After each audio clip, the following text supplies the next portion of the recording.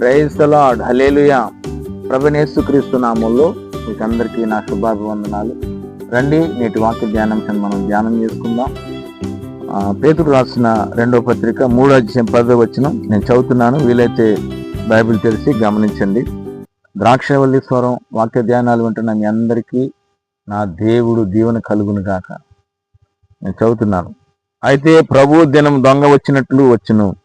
ఆ దినమున ఆకాశముల మహాధ్వనితో గతించిపోవును, పంచభూతములు మిక్కటమైన వేండ్రముతో లయమైపోవును, భూమియు దాని మీదనున్న కృత్యములు కాలిపోవును. ఇవన్నీ ఇట్లు లయమైపోవునవి గనుక ఆకాశములు రవులుకొని లయమైపోవునట్టు, పంచభూతముల మహావేండ్రంతో కరిగిపోవునట్టు దేవుని దినపు రాకడ కొరకు కనిపెట్టుచు దానిని ఆశతో అపేక్షించుచు మీరు పరిశుద్ధమైన ప్రవర్తనతోను భక్తితోను ఎంతో జాగ్రత్త గలవారే ఉండవలెను. Praise Lord. ఈ దినాల్లో ప్రభు అతి త్వరలో రాబోతున్నారండి. ఎందుకంటే భూమి మీద జరుగుతున్న యుద్ధాలు, ఈ వాతావరణం, మరి అక్కడక్కడ కరువులు, పెట్రోల్ దొరకని పరిస్థితులు, ఆహార పదార్థాలు దొరకని పరిస్థితులు రాబోతున్నాయి. కనుక మనుష్య కుమారుని ఎదుట మనం నిలబడటానికి జరుగుతున్న ఈ పరిణామాలన్నీ మనం చూస్తూ ఉన్నాం కదా. ప్రార్థనలో గడపాలి, పరలోకపు దర్శనాలు చూడాలి, మన కుటుంబాన్ని, మన కలిగిన వారిని దైవికంగా పెంచుకోవాలి. ఎందుకంటే కరువులు రాబోతున్నాయి, పెట్రోల్ దొరకదు, ఆహార పదార్థాలు దొరకవు, భూమి మీద ఉన్న కృత్యాలన్నీ కాలిపోబోతున్నాయి. విపరీతమైన వేడి, బాంబుల వల్ల ఎవరికి ఎప్పుడు కోపం వస్తుందో, ఎవరి మీద బాంబులు వేస్తారో తెలియని పరిస్థితిలో ఈ లోకం మరి ఉంది. కనుక బిక్కుమంట మరి చాలా దారుణమైన పరిస్థితులు మనం చూస్తున్నాం. బైబిల్ చెప్పినట్టుగా ఈ అంచె దినాల్లో ప్రభు రాకడ అతి సమీపంలో ఉంది. పంచభూతముల మహావేండ్రంతో లయమైపోతున్నాయి.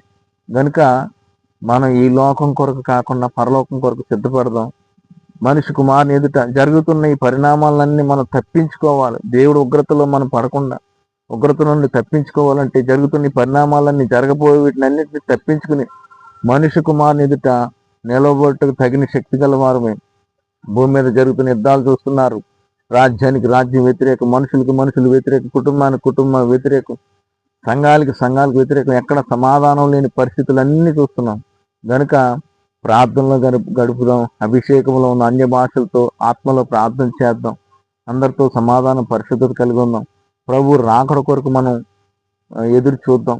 ప్రార్థనాత్మతో నింపబడదాం. కనుక ఈ లోకం గతించిపోవటానికి చాలా సమీపంగా ఉంది. కనుక ఇంకా ఇలాగే ఉంటుంది ఈ లోకం. ఇందులోనే మనం ఆనందిద్దాం. ఈ ఆశీర్వాదాలు, వాగ్దానాల్లోనే ఇలాగ జీవిస్తూ ఉందామని అనుకోవద్దు. ప్రభు రాకడ అతి సమీపంగా ఉంది. ప్రకటన గ్రంథంలో ఉన్నవన్నీ ఈ భూమి మీదకి రాకముందే సంఘం ఎత్తబడిపోయే పరిస్థితుల్లో సంఘంతో మనం ఎత్తబడే గుంపులో ఉందాం. బుద్ధి కలిగిన కన్యకలుగా ఉందాం. కనుక అటువంటి కృప నా దేవుడు అనుగ్రహించును గాక. ఆమేన్. ప్రార్థన.